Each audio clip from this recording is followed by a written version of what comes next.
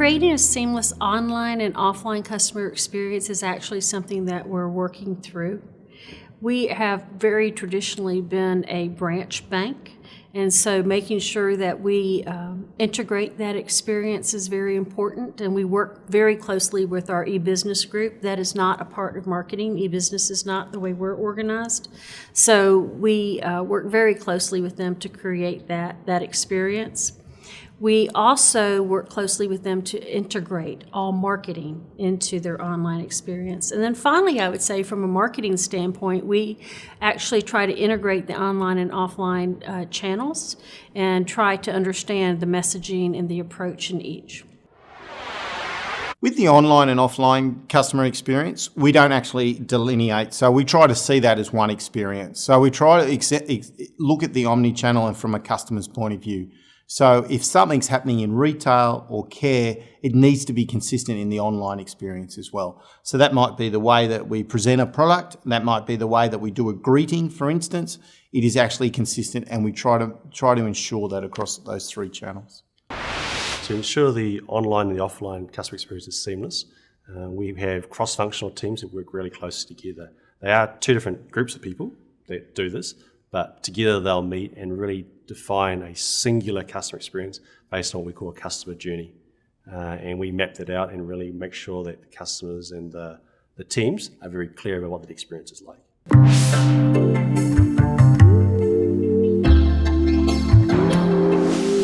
To address customer experience without having one owner, we have a very strong culture around customer service. So we have service level agreements, we have standards, we measure, we report, and customer service is something we drive through every business group throughout the company. What we're doing in customer experience to ensure our success is really delving into what the customer is looking forward to in our vertical. Our vertical is under significant change, under significant disruption, and the mobile phone is their window to the world. So it's really imperative that we understand what they want. And by doing that, we're then now to focus on what our products. What we've also done with the team is made a commitment that we will come out with an innovation that is disruptive to the market but positive to the customer every quarter. Next quarter will be our third on that journey. One of the most successful techniques in customer experience that we're going through is early testing and validation, and making that really small and quick. So what I mean by that is that we're able to rapidly prototype something and get real customers and really watch them how to do it, as opposed to building something and showing them in 3 months' time. We're now involving customers and test labs a lot earlier. So it's small, intimate, but really quick, fast feedback. And from there we expect to iterate really quickly. We don't expect it to be right the first time. We expect to release it once and then release it again in 2 more weeks or 2 more months, as opposed to 2 more years.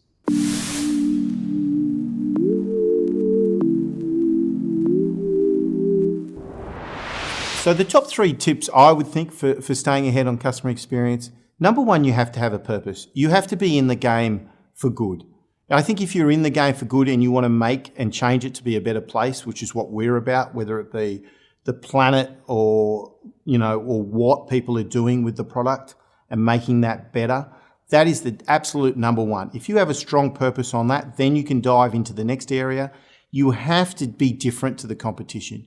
You can't define yourself about the competition. They can be a flagship or a benchmark, but you have to differentiate differently for them, for the customer. And then in order to be customer-centric, you have to have really, really strong customer data about what's important to them. Not just about what they're doing, but what's important to them. If I had to address the top ways to stay ahead in terms of customer experience, from the marketing point of view, I think it would be to understand the customer journey, understand the interactions that you can actually impact, and then to make sure that from a marketing standpoint, you're doing that and you're being consistent throughout. My top 3 tips for staying ahead in customer experience. First one is absolutely really be a customer, understand the customer, so that you're really clear about what they like, what they don't like, and which segment you're targeting, which profile you're really targeting. And that often means not yourself, it means being somebody else and having to ask a lot of those questions.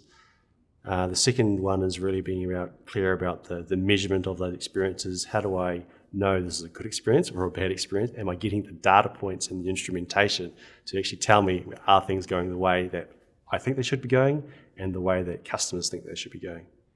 And the last one is, look, are we really solving a real problem? Are we making it truly giving them either convenience or fun? That's something that we really focus on in McDonald's 2 pillars. Are we delivering digital convenience or digital fun? So if you know that if you're making things more convenient, you've really addressed a real problem for a customer. Or if you made it fun, you've enriched their lives. That's a good thing too.